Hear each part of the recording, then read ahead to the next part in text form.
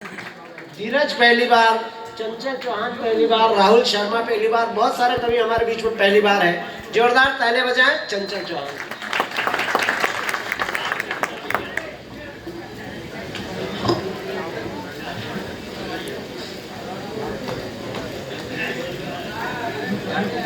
वाह, ये कहाँ से मंगाया यार? बढ़िया है। चलो बैठा। अरे वो डिस्टर्बेंस नहीं, खड़ा रहने दो। ये बदनावर के लोग हैं। वो भाई सही कह रही है। वो रतलाम से है कि डिक्की बंदी की पापड़ा की। एक बार जोरदार ताली बजाओ, हमारी डिक्की खुली जाए। ऐसा कुछ नहीं है। बदनावर के लोग बड़े मस्त हैं। राकेश भाई साहब से मैंने पूछा अभी कि मैंने कहा भाई साहब ये ला के लोग कविता कैसे सुनते हैं, तो इन्होंने जो मुझे बताया वो मैंने 4 लाइनों में लिखने की कोशिश की है कि आपके आने की उम्मीदें दिल से लगा रखी है, आपके आने की उम्मीदें दिल में जगा रखी है, महफिल निचलावास में बहुत अच्छी सजा रखी है, ये सुनते अच्छा है, आप सुनाना अच्छा, वरना थाने के सामने लठ की दुकान लगा रखी है। बहुत धन्यवाद। बढ़िया चौहान जी। ये बदनावर है। और ये मोहल्ला जो राहुल भाई परेशान हो रहे थे, थोड़ा सा डिस्टर्ब होता है, लेकिन राहुल भाई मैं बता दूं, ये मोहल्ला जो कॉर्नर पे फंसा हुआ है, ये वो लोग हैं जो गाड़ी का साइलेंसर देख के बताते कि गाड़ी एवरेज क्या दे रही है। सही। ये बड़े उस्ताद लोग हैं। लेकिन आपका मोहब्बत मिले, आप ऊपर लोग बैठे हैं, यहाँ पर भी बैठे हैं। मैं तो एक बार ट्रेन में यात्रा कर रहा था तो एक बदनावर की माता जी मुझे मिली। ट्रेन में यात्रा कर रही, टीटी आया, बोले टिकट टिकट टिकट। वाह साहब टिकट लिया, मैंने बताया, फिर माता जी का नंबर है, माता जी ने टिकट बताया। टीटी बोले ये तो लोकल गाड़ी का टिकट है, आप एक्सप्रेस गाड़ी में बैठ गए हो। अब वो बदनावर की माता जी बोले काहे कह रहे हो? टीटी बोले कहीं नहीं कह रहे हो, मैं ये कह रहा हूं कि ये लोकल गाड़ी का टिकट है और आप एक्सप्रेस गाड़ी में बैठ गए। बोले काहे कह रहे हो? मैंने कहा अपन मालवा के हैं, मामला सुधराना पड़ेगा। मैंने कहा माता जी ये कह रहे हैं कि आपके पास लोकल गाड़ी का टिकट है, आप एक्सप्रेस में बैठ गए हो, मतलब आपके पास धीमी गति की गाड़ी का टिकट है और आप तेज गति की गाड़ी में बैठ गए। तो बदनावर की माता जी बोले कि फिर मारो मातो का ड्राइवर ने कहा सही है, सही। बात ठीक पूछो, ताली बजा के बताओ। सुजलाम सुफलाम मलय रतलाम से आपके बीच में आता हूँ। और साहब सबसे बड़ी बात यह है, नमकीन का शहर है हमारे यहाँ का। नमकीन बड़ा प्रसिद्ध है। हम लोग तो 10 रुपए का जहर भी लेने जाते तो बोलते कि साहब एक काम करना, इसमें 7 रुपए की सेव डाल देना। तो वहाँ के लोग बस आपका नमकीन प्यार मुझे मिलता रहे। मैं अभी आया तो वही लटकी दुकान लगा रखी है। और हम क्यों ना आए, बदनावर के लोग में क्या है, मैं 4 पंक्तियों में कहना चाहता हूँ कि आपकी मोहब्बत से जुड़कर आना पड़ा, आपकी मोहब्बत से जुड़कर आना पड़ा, डर झिझक हया शर्म छोड़कर आना पड़ा, और आप बुलाए हम ना आए, हमारी क्या औकात। अरे यहाँ तो महादेव तक को अपने मंदिर के साथ उड़कर आना पड़ा। भाई वाह, बहुत अच्छे, वाह। ये है बदनावर साहब। मैं चाहता हूँ इस मिट्टी को प्रणाम करता हूँ। ये मिट्टी मेरे लिए वैसे भी पूजनी है। मैं कहना चाहता हूँ, इस हंसते गुदगुदाते में राष्ट्र चेतना की स्वर की बात करता हूँ। स्वागत है भाई। कि यही है राम की धरती, वाह, मेरे घनश्याम की धरती। क्या बात है। अभी आए थे, अब देखो इधर मकान पे लिखा है भैरवाय नमः, उधर लिखा है शीतला माता। मंच पर भी देखो, इधर भैरू बैठा है, उधर शीतला माता। नहीं, मामला आप बिल्कुल सेट करके रखते हो। मैं एक बार इनके साथ गया, इनके ससुराल लखेत्र जी के साथ। अब ये इनकी साली और इनकी सास कह के इनकी लुगाई को, मतलब भाभी जी को भेजना नहीं है, तो पट्टा आदमी ये बोले कि नहीं मैं लेके आऊंगा, मेरे को भी साथ लेके गए। चलो डॉक्टर साहब अपन लेके आते हैं। मैंने कहा चलो। वहां गए साहब, तो क्या हुआ कि वो उन्होंने कहा उनकी सास ने कि जैसे ही आए जमाई साहब अपने कहना कि मेरे को माता जी आते हैं, और जो माता जी कहती है वो बात माननी पड़ती है। वह साहब हम जैसे एंट्री करी तो अंदर से माता जी आई बाल खोल के। इनने पूछा क्या हुआ, वो बोली कि माता आइए नहीं भेजेगी, माता आइए नहीं भेजेगी, माता आइए नहीं भेजेगी। अब इनका जवाब सुनना, कभी आदमी जुगाड़ फंसा लेता है। बोले माता आइए नहीं भेजेगी, इन्होंने भी कुर्ता उड़ता है, भेरू आया है लेके जाएगा, भेरू आया है लेके जाएगा, भेरू आया है लेके, ये मसला हो जाता है। यही है राम की धरती, मेरे घनश्याम की धरती, हमारे पुरखे रहते थे बड़े सम्मान की। ये मालवा है साहब। मालवा की इतनी अच्छी बात मैं बताऊं आपको कि जो अपनी जो माताएं बहनें हैं अभी उठ के कुछ चली गई, ये है हमारे यहाँ अगर जो बात कहना वो ऐसे नहीं कहेंगे, वो इनडायरेक्ट कहेंगे, दूसरे तरीके से कहेंगे। जैसा उनका बेटे को वो चाय दे, वो छोर छोरी चाय ढोल दे, तो वो यूं नहीं कहे चाय किन्ने ढोली, वो यूं कहे कुण मसाण में क्यों। नहीं, ये हमारे मालवा का सौंदर्य है साहब। तो मैं तब कहना चाहता हूं कि ये बात वहां तक पहुंचे। मेरी बात सुनो रे, तुमको कब से मना कर रहे हैं, अब बोले तुम्हारी भाई भाई शोगन है भाई, समझा कि नहीं भाई। यही है राम की धरती, मेरे घनश्याम की धरती, हमारे पुरखे रहते थे बड़े सम्मान की धरती। बहुत नाजों से पाला है मुझे भारत की मिट्टी ने, मुझे तो जान से प्यारी ये हिंदुस्तान की धरती, मुझे तो जान से प्यारी ये हिंदुस्तान की धरती। बहुत अच्छा आप राष्ट्र चेतना सुनते हैं, राज का स्वर। भाई राहुल उम्र में मुझसे छोटा है लेकिन बहुत बड़ा कलमकार है, बहुत बड़ी कविताएं हैं उनकी। मैं हमेशा उनको सुनने भी हम जाते हैं कई बार कि राहुल को भी हम सुनेंगे। एक बार ये मैडम बैठी इधर बीच में, अब शायद मेरे बाद इनके नंबर आए, आप कब से उनको देखे जा रहे हो। एक बार मेरा भी श्रृंगार रस जागा, मैंने कहा वीर रस लिख रहे हैं अपन, हास्य रस लिख रहे हैं, एक बार श्रृंगार रस जागा। अभी 5-6 दिन पहले पानी आया तो मैं गीला हो गया, गीला होके घर गया, घर जाते ही मैंने देखा कि पत्नी क्यों बिन रही, पोर्च में बैठ गए। मैंने कहा जाके बोला, मैंने कहा श्रृंगार रस पे लिखो यार, 25 साल हो गए शादी को, अब तो प्यार जागना चाहिए। रोमांटिक मूड में आके मैंने बोला, जानू तो यहाँ क्या बोलते हैं, जानू ही बोलते हैं। मैंने कहा जानू मैं यहाँ बैठ जाऊं, बोला हाँ बैठ जाओ। अच्छा बाबू, नहीं वो बाबू मेरे को कहती, ये इनको बाबू, तो अलग अलग नाम है अपनी अपनी पत्नी का, जानू बाबू सोना।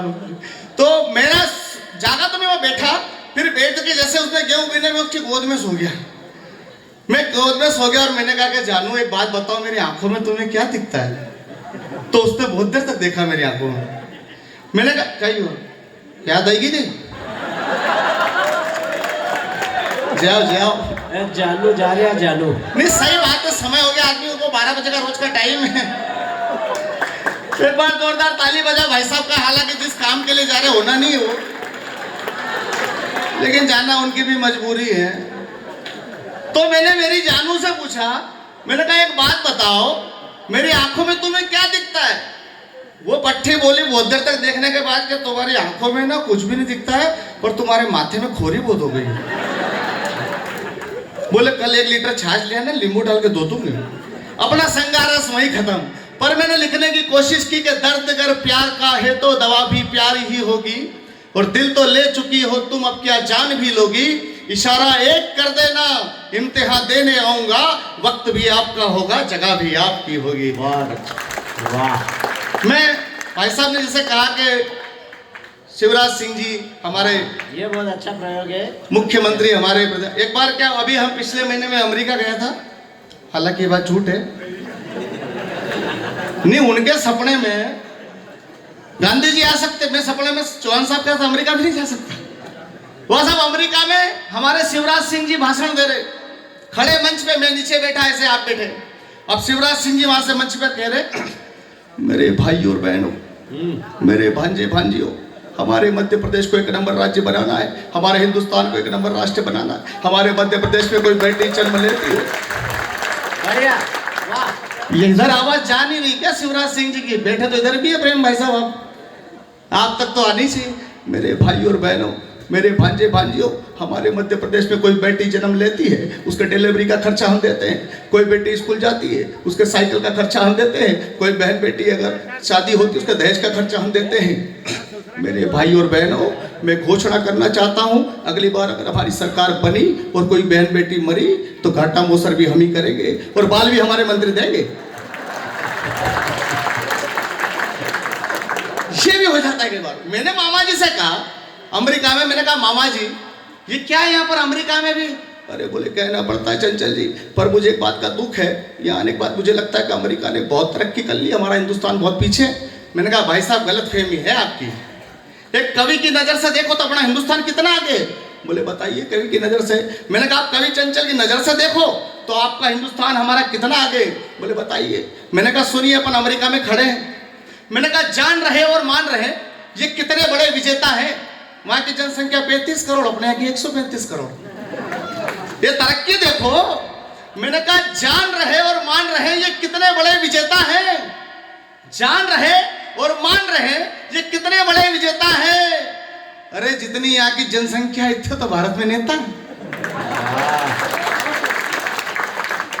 जितनी यहाँ की जनसंख्या इतने तो भारत में नेता है। उज्जैन से हमारे बीच 2 कवि आए हैं, बड़े आदरणीय अशोक जी, राहुल भाई। जितनी यहाँ पे जनसंख्या इतने तो भारत में नेता है। और अगली पंक्ति पर मैं आपका कौराम देखना चाहता हूँ। हम उज्जैन जिले के पास के हैं, आप रतलाम जिले के, मैं आया हूँ वो भी पास में, आप धार से। कि जान रहे और मान रहे कितने बड़े विजेता हैं। अरे जितनी यहाँ की जनसंख्या इतने तो भारत में नेता है, और जितनी यहाँ बिल्डिंगे हैं उतने तो वहां शिवालय हैं। वाह, ये बढ़िया बात है भाई, वाह। जितनी यहाँ बिल्डिंगे हैं उतने तो वहां शिवालय हैं, और जितनी है स्कीमें उससे ज्यादा अपने घोटाले हैं। व्यंग तक पहुंचे, व्यंग के बड़े हस्ताक्षर बेटे। और जितना पैसा ये महीना वेतन में फूंक देते हैं, हिंदुस्तान का शौर्य गाना चाहता, हिंदुस्तान का सम्मान कहना चाहता हूं कि जितना पैसा ये महीना अमेरिका वाले वेतन में फूंक देते हैं, इतना तो हम विमल और मिराज खा के थूक देते हैं। क्या कर कहना चाहता, लेकिन मेरा हिंदुस्तान क्या है साहब कि मेरे हाथों के ये फूल कहीं पत्थर ना हो जाए, मोहल्ले में किसी मजबूर की आंखें तर ना हो जाए, और पेड़ों को अगर काटो इजाजत लो परिंदों की, अपना घर बनाने में कोई बेघर ना हो जाए, अपना घर बनाने में कोई बेघर ना हो जाए। कुछ समय पहले हमने देखा, कुछ वर्षों पहले पाकिस्तान हमारे 2 सैनिकों के सर काट कर ले गया। आपने हास्य अच्छा सुना, व्यंग अच्छा सुना, 3-4 मिनट की 2 मुक्तक सुनाना चाहता हूं। हम कुछ वर्षों पहले हमारे 2 सैनिकों के सर काट कर पाकिस्तान ले गया। जब धड़ अपने गांव लौटा होगा, रवि भैया सुन रहे हैं, लड्डू भैया सुन रहे हैं, इधर तमाम बड़े लोगों की उपस्थिति है। जब वो धड़ अपने गांव लौटा होगा तो वो क्या भावना लेकर लौटा होगा, बस यहीं से बात करना चाहता हूं। अपने गांव का एक चित्र बनाता हूं कि लौट आया हूं ले में मां, हाँ तेरा फर्ज निभाना था, क्या बात। और आके चरणों में तेरे मुझ को आखिर सर झुकाना था। फर्ज सारे निभाने थे, मैं सर तो भूल आया हूं, मैं फिर भी गांव आया हूं, मिट्टी का कर्ज चुकाना था। मैं फिर भी गांव आया हूं, मिट्टी का कर्ज चुकाना था। माँ क्या कहती है अपने बेटे को गोद में लेकर, जिसके धड़ पर सर नहीं है, वो हिंदुस्तान की माँ ही कह सकती है। उसका शौर्य, उसका दूध जब उसकी रगों में बहता है तो माँ कहती है कि मेरा मान आया है, मेरा अभिमान आया है। वाह। पार्थिव देव सैनिक का अपनी गोद में लेकर कि मेरा मान आया है, मेरा अभिमान आया है। लहू इसका बहा तो क्या, दूध मेरा दुराया है। शिकायत क्या करूं इससे ये जब चुपचाप आया है, तिरंगे में लिपट के मेरा हिंदुस्तान आया है। तिरंगे में लिपट के मेरा हिंदुस्तान आया है। तब कहना चाहता हूं मित्रों, सैनिक जब सरहद पर होता है, उसके पास अब उनकी यादों के अलावा कुछ नहीं होता है। अंतिम 8 पंक्तियां, एक सैनिक को जब गोली लग जाती है और ऐसे सर काट कर कोई ले जाता है, तब एक सैनिक क्या चाहता है, अपनी मूर्छावस्था उस पार्थिव देह, उस वीर गति के प्राप्त हुए सैनिक ने क्या कहा अपने साथी मित्र से कि मुझे मेरे हिस्से का बस प्यार दे देना। मूर्छित होकर पड़ा है लड़ाई में, मुझे मेरे हिस्से का बस प्यार दे देना, जो बनता है ये मेरा अधिकार दे देना। इस धरा पे मुझको अंतिम संस्कार दे देना, बस कफन तिरंगे का सुन ले मेरे यार दे देना। बस हमारा सैनिक इतना शौर्य है। मुंबई में ताज होटल पर हमला हुआ, वहां के एक मुस्लिम मित्र ने कहा अंतिम 4 पंक्तियां आपकी तालियों के साथ, आपके स्नेह के साथ मुझे विदा करना। ये भूमि मेरे लिए सिर्फ एक नगर नहीं है, एक शहर नहीं है। मैं आपको बताना चाहता हूं, मैंने मेरी 2 बेटियों की शादी यहाँ पर की है, उनका ससुराल यहाँ पर है और मैं उनके बीच पढ़ रहा हूँ, तो ये मेरे लिए एक तीर्थ है। बदनावर मेरे लिए तीर्थ है, आपके लिए नगर हो सकता है, शहर हो सकता है। ये कवि नहीं है, कवि नहीं है, ब्याही साहब है अपने। मैं आपका ब्याही, मैं उस मिट्टी के लिए कहना चाहता हूँ। एक बेटी का ससुराल ये है, सामने बैठे दिनेश जी राठौर साहब, दूसरे बेजी साहब हमारे प्रेमचंद जी परमार साहब, दोनों को मैं नमन करता हूँ, मेरे बेजी साहब हैं। और बस 2 ही लड़कियां हैं। मैं पढ़ता हूं कि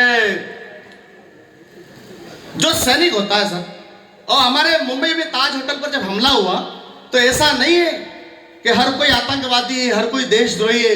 वहां के हमारे एक मुस्लिम मित्र ने कहा था, मेरे मुस्लिम भाई ने कहा था कि यहां पर जितने जो आतंकवादी मरेंगे हम उनको यहां दफन नहीं होने देंगे। भारत की जमीन पर हम दफन नहीं होने देंगे, जितने भी यहाँ पर आतंकवादी मरेंगे। उसकी बात को अगर मैंने 4 पंक्तियों में लिख दी हो तो आप मुझे सूचित करना, विदा करना कि देखो इन गद्दारों को इंसान गलत है अब कहना।